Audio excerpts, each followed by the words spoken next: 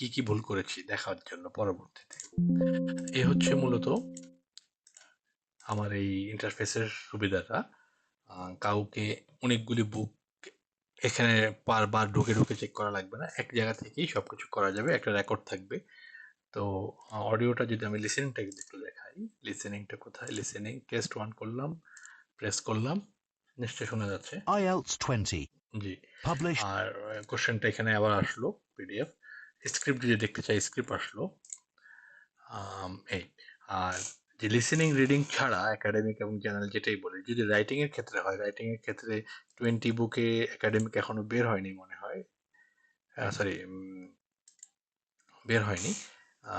একাডেমিকটা আছে, জেনারেলটা নেই। তো একাডেমিক এটাতে আমি যেটা করেছি, রাইটিং এর ক্ষেত্রে আমি পুরো ফাইলটা 4টা টেস্টেই একসাথে রেখে দিয়েছি এবং যে বুকের মধ্যে যেটা থাকে সেটা এখানে ইন্টিগ্রেট করে দেওয়া হয়েছে।